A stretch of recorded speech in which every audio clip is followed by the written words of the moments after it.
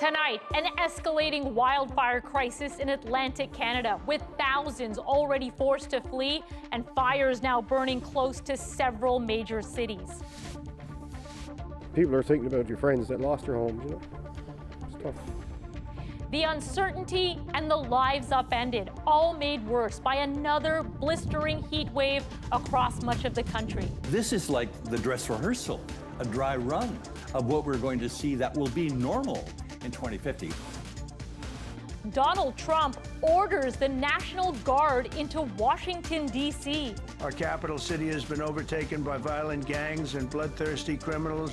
Why the stats don't back up his dramatic crackdown. Plus, fresh off her breathtaking championship run, Victoria Mboko takes a moment to let it all sink in. To be a role model for other girls too, it's like really touching. My interview with Canada's rising tennis star. From CBC News, this is The National with Christine Barack.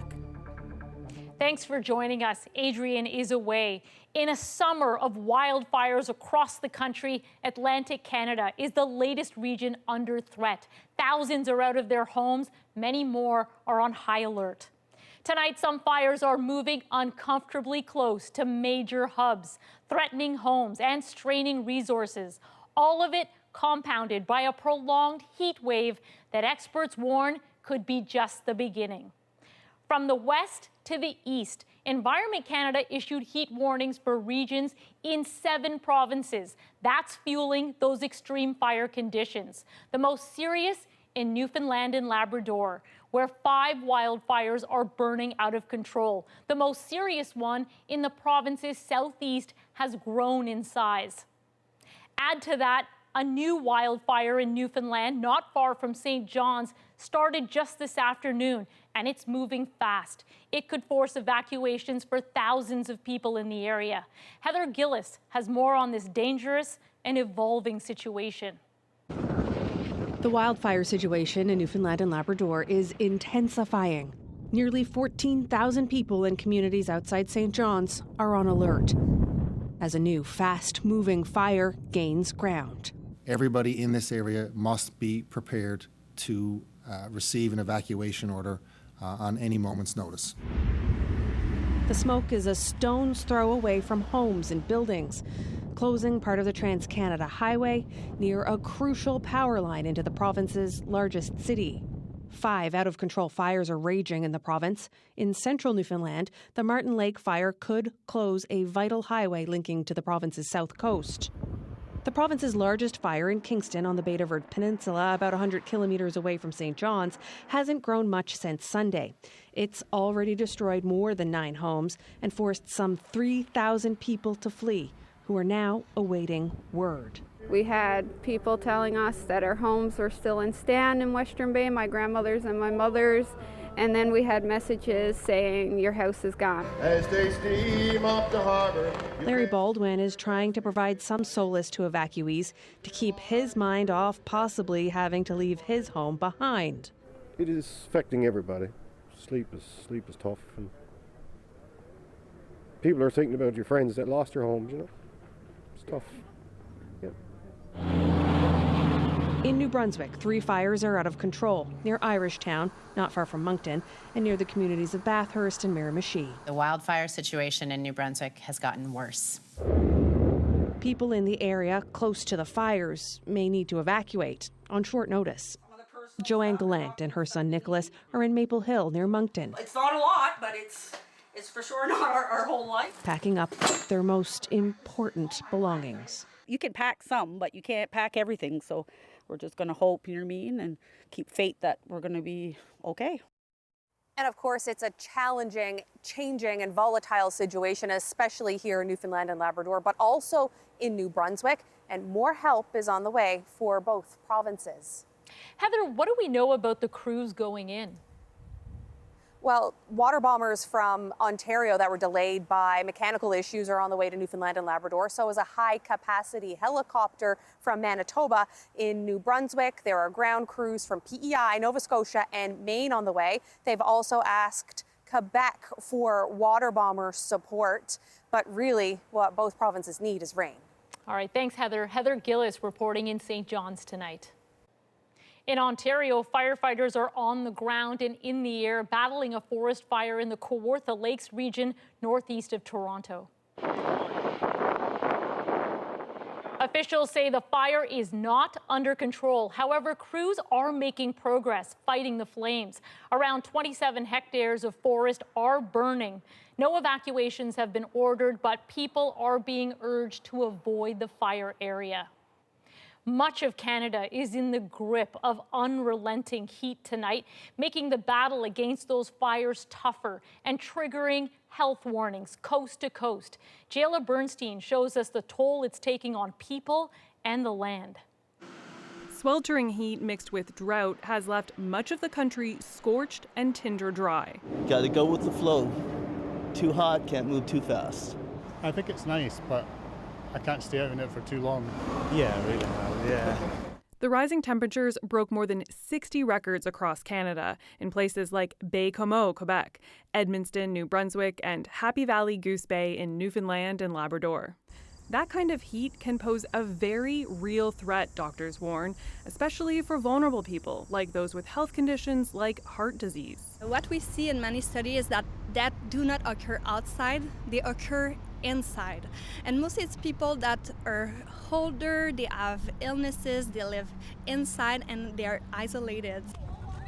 Heat waves like these are getting worse due to climate change. This is like the dress rehearsal, a dry run of what we're going to see that will be normal in 2050. We're exclaiming about it now because it is so unusual, but boy, it will be the sign of the things to come. The weather is also forcing farmers to adapt, like this Ontario vineyard that's resorted to hand watering. Well, you've got to do what you can. The St. Lawrence River has dropped so low, this boat launch east of Montreal is useless. The low water levels could be one factor in this Sea-Doo accident nearby. Sunday night, 2 people were injured when they crashed into the rocks. This Montreal area community organizer says people are telling him the beach is magnificent, but it's in a spot where normally there's not a beach. Some reprieve from the heat is expected by Wednesday for much of Canada, but it's all relative. Though nights will be cooler, daytime highs in Montreal and Toronto are expected to stay in the high 20s and low 30s until the end of the week. Jayla Bernstein, CBC News, Montreal. A reminder about CBC's climate dashboard. The online tool tracks current conditions and extreme weather across Canada in real time. You can find it at cbc.ca/climate. In the U.S., Donald Trump has a new target, announcing he's taking over Washington's police force and deploying the National Guard to the streets of the U.S. Capitol, citing what he calls a public safety emergency. But as Ashley Burke explains, the data tells a different story. Wow. Donald Trump's portrayal of the U.S. Capitol, extraordinary. Our capital city has been overtaken by violent gangs and bloodthirsty criminals, roving mobs of wild youth, drugged out maniacs and homeless people. And we're not going to let it happen anymore. We're not going to take it. The U.S. president trying to make the case Washington is a crime-infested wasteland. Not getting better, it's getting worse. Far more dangerous, he says, than places like Baghdad, and wanted to make sure journalists in the room heard him. And you people are victims of it, too. You know, you're reporters. You don't want to get mugged and raped and shot and killed. Trump declared a public safety emergency and is calling in hundreds of National Guard soldiers, just like he did in California after protests against immigration raids. You will see them flowing into the streets of Washington in the coming week. They will be strong. They will be tough. Some parts of Washington have historically had some of the highest crime rates in the U.S., but officials in Washington say last year violent crime hit a 30-year low. So far this year, there have been about 1,600 incidents. Local police say that's a 26% drop over 2024. We're not experiencing a spike in crime, but a decrease in crime. Trump is also moving to put Washington police under direct federal control, part of a battle for power with local officials. We need to go after the D.C. Council and their absurd laws. Free D.C. but local residents say it's what Trump's doing that's absurd. It's so clear, and it's just so crazy that the people around him aren't seeing that, like, dude, you can't do this. This is not about crime. This is about control. And experts warn it's a dangerous move. It's one of the first steps we see towards autocracy in other countries around the world, mobilizing the military to try to control the civilian population. He says it's hard to take any critique of crime in this city by Trump seriously when his supporters stormed the Capitol in 2021 and assaulted law enforcement officials, and Trump later pardoned many of those convicted. And Ashley, Trump said this could just be the beginning? Yeah, Christine, Trump called Washington a model and is threatening to send National Guard troops to other places like New York and Chicago over crime and the bail system, and even said he could bring in the military if needed. But with Trump, nothing is certain. All right, thanks for this, Ashley. Ashley Burke in Washington. In that same news conference, Trump spoke about his upcoming summit this week with Russia's President Vladimir Putin. The goal, he says, to find an end to the war in Ukraine. The problem? Ukraine's leader won't be there. All of it, as Margaret Evans explains, as the war continues to grind on.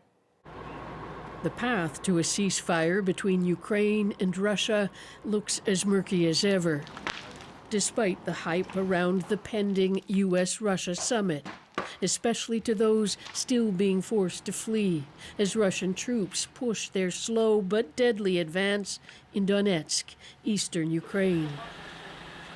Here, lives being packed up along with family pets as fighting grows closer. You get used to the explosions, but it's still scary, says Vera. Now even more because you think tomorrow it could happen to you in your own home. Analysts say Russian attacks against Ukraine have more than doubled since U.S. President Donald Trump took office last January. On Monday, Trump was boasting about his influence with the Russian president. I think if it weren't for me, he would not be even talking to anybody else right now. Not invited to the summit on Ukraine, the Ukrainian President Volodymyr Zelenskyy, or any other European leader.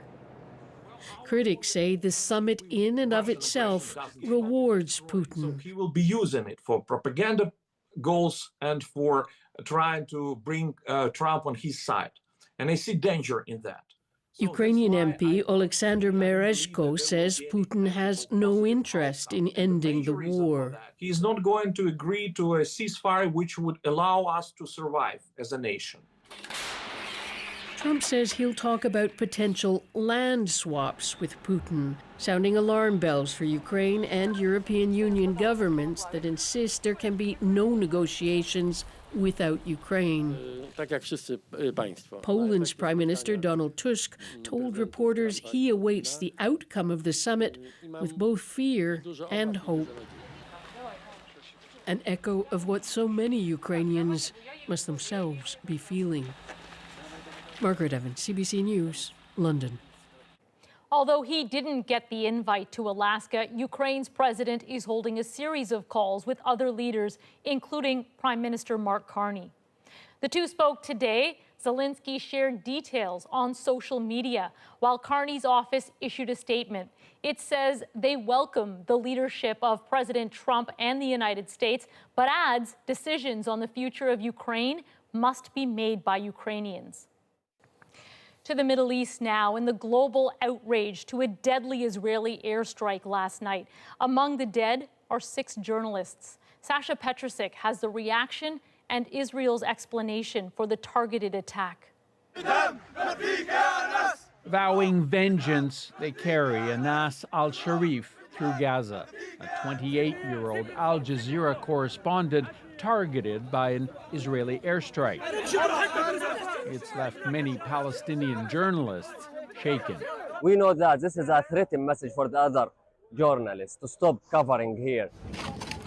Al-Sharif and 4 colleagues were killed when a missile struck their work tent. Throughout the war, he was the eyes and ears for many in the Mideast and beyond. But the Israeli military accused him of being a Hamas operative and quickly boasted of their airstrike online, posting reformatted Hamas spreadsheets, which they said prove al-Sharif was a fighter, not a reporter. Al Jazeera rejects the accusation against its team. They have been working for 2 years under very difficult circumstances, risking their lives in order for one thing to happen, is to bring the truth about what's happening in Gaza to the outside world. Reporting on this war has been a challenge for 22 months. Israel has refused to allow international journalists in, including CBC News, leaving local Palestinian reporters to cover the war inside Gaza for many media organizations. The Secretary General calls for an independent and impartial investigation into these latest killings. They were condemned by the United Nations, Canada, Europe, and media groups. As long as journalists can be killed with zero consequences, then there is no reason for their killers to stop. An unprecedented number have been killed here, compared to the casualties in Ukraine over a decade or in Syria over 15 years. The 200 or more Palestinian journalists targeted and killed in under 2 years has been striking. Al-Sharif's high-profile death brings calls for accountability in the occupied West Bank, too, as many worry that Israel may eliminate some of the last witnesses to what's happening in Gaza. Sasha Petrusik, CBC News, Toronto. Some summer travelers are on edge tonight with the possibility of a strike by Air Canada flight attendants as early as this week. Today, flight attendants took their push for better wages directly to travelers. Nisha Patel with what experts are advising for anyone planning a trip.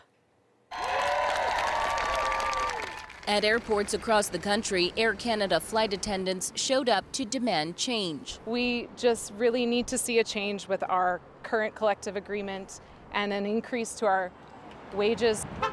The union says their contract hasn't been updated in 10 years. Salaries haven't kept up with inflation, and crew members work dozens of unpaid hours a month. Obviously, we're asking for a lot, but it's to bring us up to par. It's to make it back into the career. It's to enable me to be able to still afford my mortgage. Air Canada says it is focused on achieving a negotiated settlement with CUPE, one that recognizes the contributions of its flight attendants by making them the best paid in the country.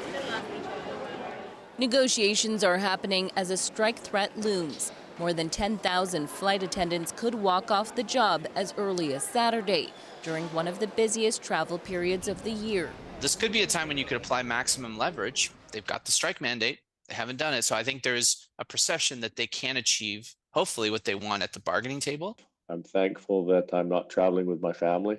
It all has travelers like Douglas Thompson on edge. He's an oil field worker in Saudi Arabia and is hoping to visit family in Saskatoon next week. I'm going to be stranded here. It's not that much of a hardship. But every day I'm here is a day coming out of my time off. For now, some travel agents recommend passengers watch and wait. We are advising people not to preemptively cancel their Air Canada flights because there would be no compensation from Air Canada at this point. Whereas if your flights are affected by job action, Air Canada would be required to compensate you for those tickets. The union says talks are progressing and that its goal is to get a deal and avoid any travel disruptions. Nisha Patel, CBC News, Toronto.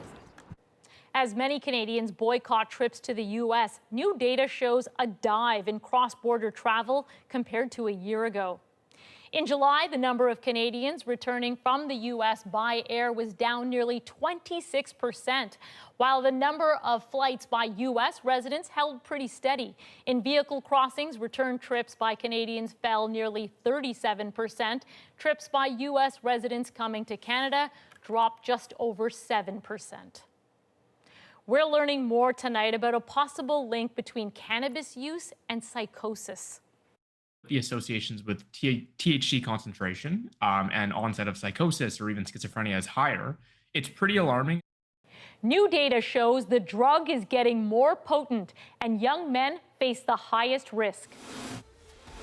Paramount will soon have exclusive U.S. rights to the UFC. If you increase access, you increase interest and education, and that's what you want. What the deal could mean for the future of combat sports. And I sit down with Canadian tennis sensation Victoria Mboko. It's a goal of mine to just inspire the next generation, especially in Canada. Her path from childhood dream to household name. We're back into.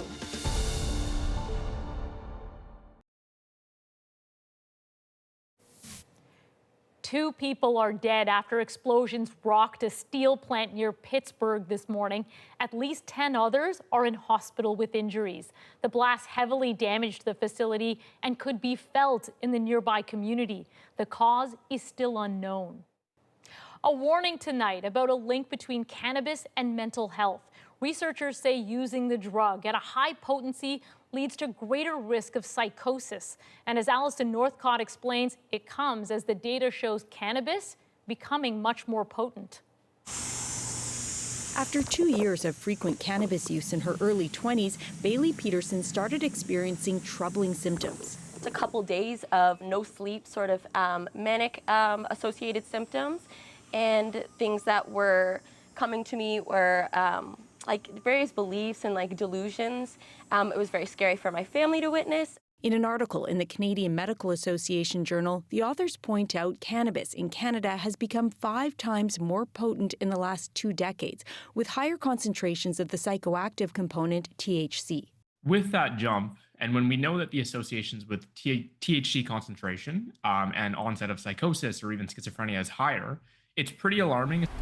Cannabis-induced psychosis can lead to hallucinations, paranoia, and delusions. If you are getting exposure to your brain essentially being bathed in these high levels of THC, that's going to act on those receptors in the brain, those cannabinoid receptors that then cause the effect of cannabis. Many patients recover within 24 hours, but not always.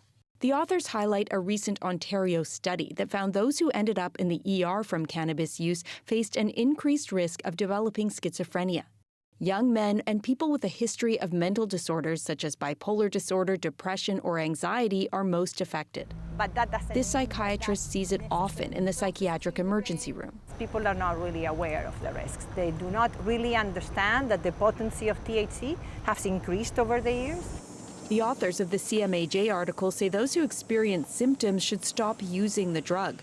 Peterson was hospitalized for her symptoms and later quit. I realized that abstinence from cannabis would be the only way. Experts say Canadians need to know that cannabis has changed and its potency can vary, so they can make informed decisions around using it. Alison Northcott, CBC News, Montreal. Paramount is set to become the exclusive U.S. broadcaster of the UFC. It is a small but passionate, loyal audience that will drive more subscriptions. What the deal signals for the future of sports streaming. And my interview with Canadian tennis star Victoria Mboko. They kind of gave me the extra strength to just keep pushing and keep going for it. And at the end of the day, it really one of my favorite. How her fans kept her locked in as she battled to win the National Bank Open. The National breaks down the story shaping our world next.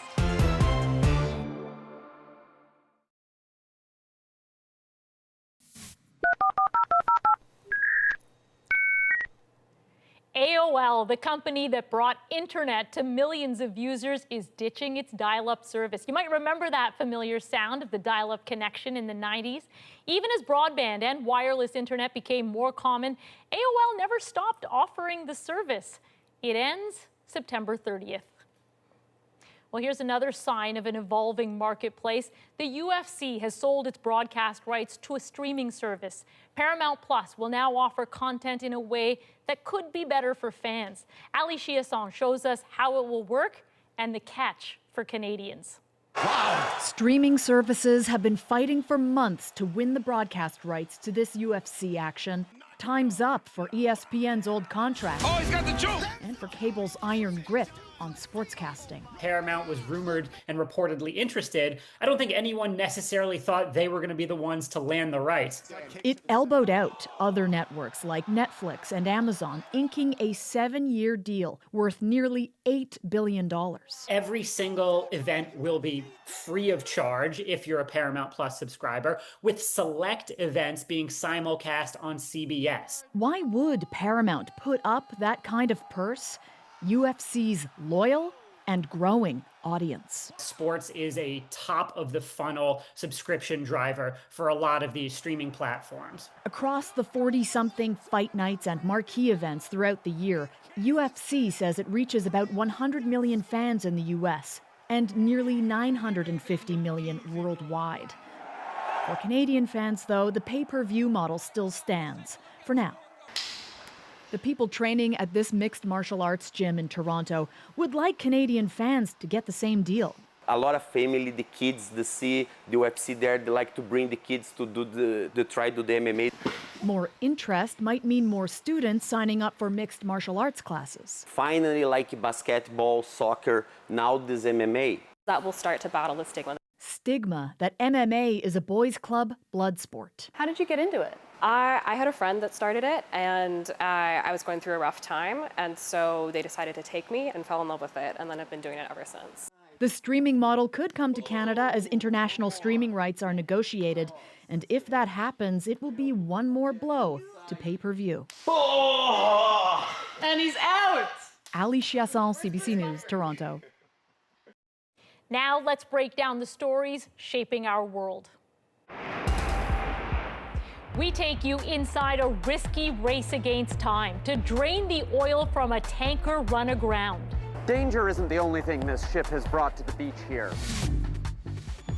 But first, Victoria Mboko ready for takeoff. Canada's newest young tennis star rising fast and feeling the love. When I kind of dropped my racket and kind of fell to the floor and so many people were cheering for me. How she keeps it real as a dream comes true. I feel like music is a way to just keep me zen. I've got to ask, who are you listening to?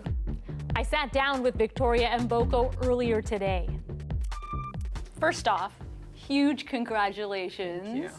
You started this year ranked 333rd in the world, which is kind of amazing, but since then you've been blasting off, 85th going into this tournament. And then you beat not one, not two, not three, but 4 Grand Slam champions. And now you're ranked in the top 25. Take me back to that moment when you realized, I've won this. I actually just remember the match point and like the game kind of leading up to the victory, and I was like just staying there. Like I was giving myself like the biggest pep talks too. It felt really rewarding at the end because, you know, when I kind of dropped my racket and kind of fell to the floor and so many people were cheering for me, and it was kind of a surreal experience, and I couldn't be more grateful. When you were going into the final match with Naomi Osaka, you had a swollen wrist. Take us through what was happening that day. I fell on my wrist in the semifinal against Rybakina, and it was quite painful, but you know, I tried to power through the matches as much as I could, and I tried to finish. Thankfully, I came out with the win in the semis, but my wrist was really swollen for the final, and I was a little bit scared. So we went to the hospital to do some MRI and X-ray, and we wanted to make sure nothing too serious was going on, just so I could prepare for the final. But you know, so many emotions were going through my head at the time. I taped it up really good, took some anti-inflammatory, and tried to forget about it on the court as much as possible. So US Open is right around the corner, 2 weeks. What are you doing now to not only physically but mentally prepare for that? US Open is it's been one of my favorite tournaments ever since I was really little. So this is special. It is very special for me. I mean, what you just did was really special. This is special. Yeah, for the first time to play US Open on the circuit and as a seed, that's like pretty crazy. I don't really have so many expectations for myself because it's the first time I'm playing, and I just want to have as much fun as possible. After you won in Montreal, you went over to your coaches and your family. What did it mean to have them there, all there? There were so many people in the crowd, but you know, they were helping me throughout the whole week. It's always special to have my whole family come to one of my tournaments. That's almost never happened before. We all had so much fun, and yeah, it was just amazing overall. You're the youngest of 4. Yes. And my understanding is you grew up on the courts. How did that shape you and the kind of player you are? Yeah, I mean, I always grew up watching them play, so I just remember watching from like the side and wanting to be very active and wanting to be included, but I'm a lot younger, so unfortunately 4 years old, I hear in some cases. I was too little at the time, but I never really considered myself to be that much younger, and I always wanted to do what they were doing. So eventually I started playing, and I was very competitive, and they were always helping me, giving me tips and tactics on the court. What was it like to be in front of such a loud, lively, enthusiastic crowd? I think in Canada, it's one of the only WTA events that we have, and it's a tournament that we all kind of, as a kids, look up to playing, and that's the tournament we see. It's almost like our Grand Slam. So, I mean, to be playing, first of all, in front of the Canadian crowd, it's been amazing. They're super supportive of me, and I couldn't thank them enough because they were really motivating me to keep going, even in difficult times in the matches where I was maybe losing or was down. But, you know, they kind of gave me that extra strength to just keep pushing and keep going for it. And at the end of the day, it really won in my favor. I can imagine when anybody steps in onto the court and they see Naomi Osaka, or you get nervous or overwhelmed. And I heard you say that you stayed positive with yourself. Mm-hmm. I thought that was really profound. What does that mean for you to stay positive with yourself? Of course, it can be really intimidating sometimes to be playing with such great players. But, you know, at the end of the day, I also see everyone as human, and I feel like everything is possible. We all have the same equal opportunity to reach for the gold, and that's what I mean, kind of staying positive with myself. I didn't want to let it kind of make me nervous or kind of let me down. Victoria, in just a few days, you've become a household name across the country. I was mentioning to you, my 16-year-olds were like excited that I was going to be interviewing you. We've heard about your game. I wonder what you want Canadians to know about you outside of tennis. I feel like I'm a big music lover. Like I really like to. I feel like when you see me a lot, maybe in tournaments, I'd always have headphones in my ear. I feel like music is a way to just keep me zen and you know, have like a good. It helps me have a good mindset too, like having a good rhythm when I go on court. I've got to ask, who are you listening to? I listen to a lot of Drake, a lot of SZA, The Weeknd. I feel like I'm very broad with my music taste, but I'd say those are my top 3 artists. What are your goals moving forward for yourself? I really don't like to set a lot of goals for myself. I feel like performance-wise, because you never know what's going to happen. But, you know, I'd say one goal for me is just to enjoy every moment as much as possible. I feel like I've rose to the rankings quite fast, and I think being in the position where I am right now is such like an amazing opportunity. That's something you train so hard for your whole life. So I think this moment I really just want to appreciate where I am and honestly have as much fun as I can. Like you said, you've risen really fast. How do you now deal with expectations? Well, I mean, I understand there's probably a lot of expectations, especially having a good result. I really don't like to put so much pressure on myself to I have to perform a certain way or I have to get a certain result because, you know, it's sports and, you know, sometimes you don't have really great days. But, you know, I think being really well grounded and having a good support system around you is really important. I know you were looking up to Naomi Osaka. What do you think now when you hear that there are kids looking up to you? I mean, that's kind of crazy. I mean, I feel like I was always that little girl that was being the little fangirl and looking up to so many idols and great players. But, you know, to be a role model for other girls too, it's like really touching. I could say that's a goal of mine, to just inspire the next generation, especially in Canada. You know, there's so much potential out there. Victoria, we're going to be cheering you on, and Thank the fans are so lively here. We think that you'll hear them in the US as well. Yeah, thank you so much. Thank you so much. 6 months after a winter storm beached a cargo ship in Newfoundland, crews are racing to pump out more than 1,000 tons of oil.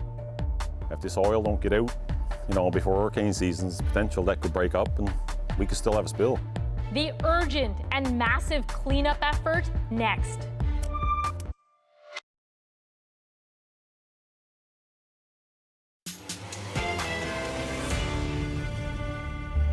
dangerous East Coast shipwreck is changing a small town. So it was shocking to me and upsetting. Some worry it will cost them big.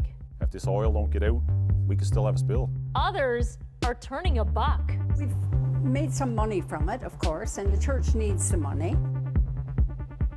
When the MSC Baltic 3 ran aground 6 months ago, it was carrying 1,600 tons of oil. This is the largest cleanup in decades for a shipwreck in Canada. Peter Cowan has an exclusive look at the Coast Guard mission to safely remove all of the toxic oil.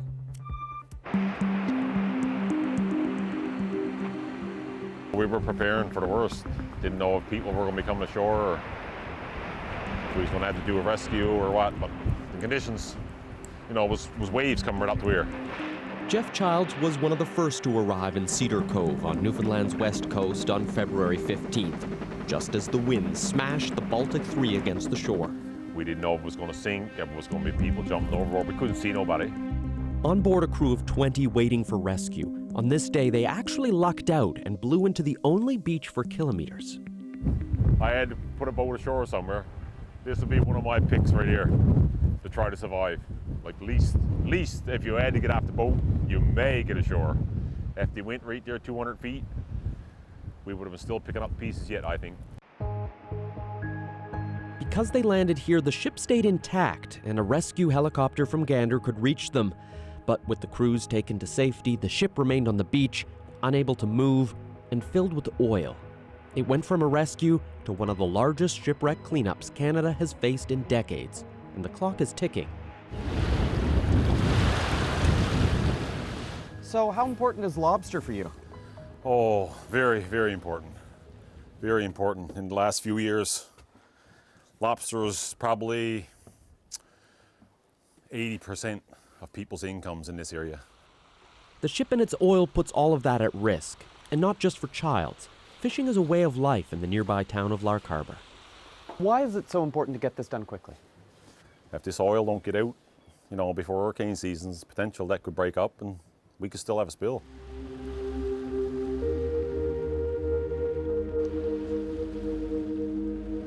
And many others share his fears. Until you're on top of it and you see the impact of it, you don't really understand.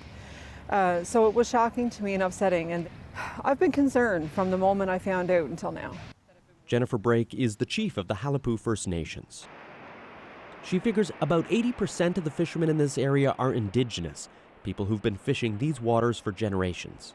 If this isn't done right, and something does go wrong, what would that mean for your people? It'd be devastating. Yeah, it would absolutely be devastating. All across Newfoundland, we have people that have counted on our waters to feed us and sustain us, and we don't want that to change. The ship is owned by Mediterranean Shipping Company, the largest container shipper in the world. Cleaning it up is their responsibility. When the ship came ashore, it had 472 containers on board, carrying everything: small plastic beads, frozen meats, car parts, even bottles of whiskey. Good morning. Hey, good morning, Peter. How are you this morning? Good. Good. Welcome to the Incident Command Post here for the MSC Baltic. For more than 30 years, Bruce English has responded to environmental cleanups with the Coast Guard. This is the biggest challenge he's faced. We have another crew that's going to go out aboard of the Baltic today. He's not worried about the containers. It's the 1,600 tons of heavy oil on board the ship that's priority number one, all tracked from this command center nearby. Roger 224, departing dock, heading to Cedar Cove. Today, we're getting to see the cleanup close up. So we are going to be entering a restricted area around the Baltic, so hard hats are required because anything could come off the side. This is one of the nicer days, but the North Atlantic here is rarely smooth.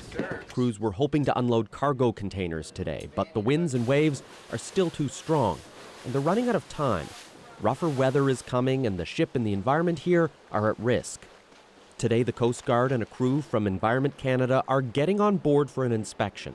So why do they have to go on board? What they're doing today, the salvage company is moving some water from one of the holes to the other, and they're hoping to access one of the tanks that's in the bottom of the vessel and take a sample from it. Pieces of oil are showing up on the beach in the form of these tar balls. Lab testing will pinpoint where on the ship they're coming from. We want to understand the chemistry of these tar balls. Mark Dalton with Environment and Climate Change Canada is overseeing the work on the ground to find them and remove them. What's the environmental impact of those tar balls? Well, they can have an environmental impact on the birds, certainly fish, you know, insects that birds or fish might eat, all the way up the food chain. It's been slow getting the oil off this ship so it doesn't end up as tar balls or worse. It took months just for specialized crew and equipment to get to the site. And removing the oil isn't easy. The tanks are full of heavy fuel oil, thick enough to walk on.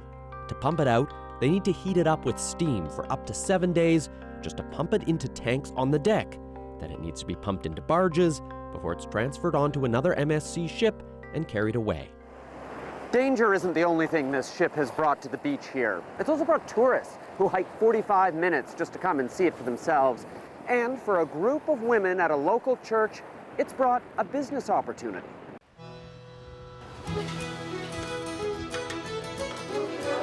Anybody need a drink? Yes. What's on the menu today? This is an easy day for us. We have hamburgers and fries today. Okay. Coleslaw with it, of course. We have to have something in a veggie, other than potato. Every day since the ship ended up here, Ruth Travers and these women at the nearby church have been extra busy. Thank you, dear. The cleanup company hired them to provide lunch for their workers. It was supposed to be just a few weeks. They couldn't move the ship, and so they had to work with it there on the site.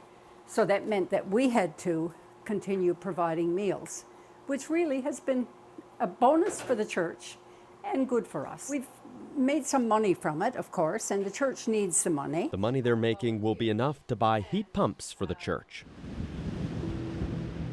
It's taken time, but crews are making progress. Most of the 1,600 tons of oil are off.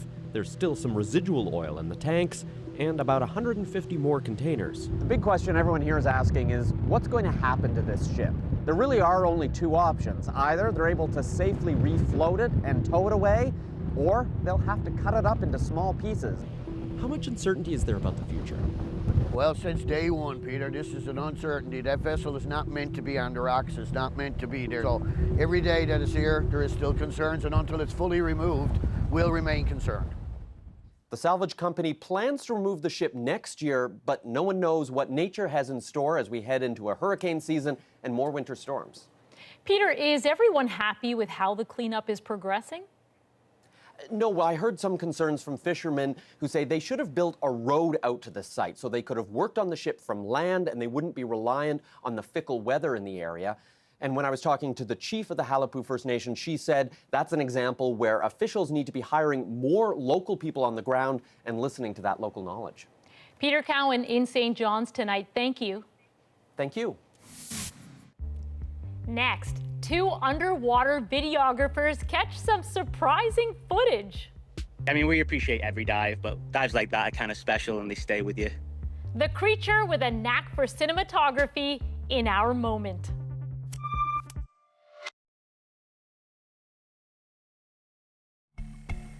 You're probably wondering what you're looking at. Well, 2 underwater videographers were on a dive when a giant Pacific octopus grabbed their camera. It happened off the coast of Vancouver Island, and the whole encounter was caught on video. So tonight, the octopus that wanted in on the action is our moment. We really just lucked out with the experience of a lifetime. Chris, myself, and a few other dive buddies were diving into Noose Bay, and we had a giant Pacific octopus come and investigate us, which involved leaping up and taking hold of my camera, carrying around my camera for about 5 minutes, and then jumping over and giving Chris a big hug. All very curious, not particularly aggressive, just tasting its environment and then following us around for a little bit. I was able to kind of view the octopus having kind of completely engulfed the camera. You can see it in some of the footage. You can see the dial of the lights through it. I got the camera back and I was like, oh, it's polite of it, and turned it off using its suckers. So it saved me some battery. When this does happen and it's, you know, on the animal's terms and it just kind of gives you that little bit of attention. I mean, we appreciate every dive, but dives like that are kind of special and they stay with you. So cool. Now, according to a marine biologist, the octopus wasn't really trying to take a selfie. That's just what it does. When it finds something interesting or possibly edible, it'll pick it up, put it underneath its arm web, which is exactly what it did. I think we might all do that sometimes. From all of us here at The National, thank you for being with us. You can watch anywhere, anytime on the free CBC News app and subscribe to The National's YouTube channel. I'm Christine Birak. Take care.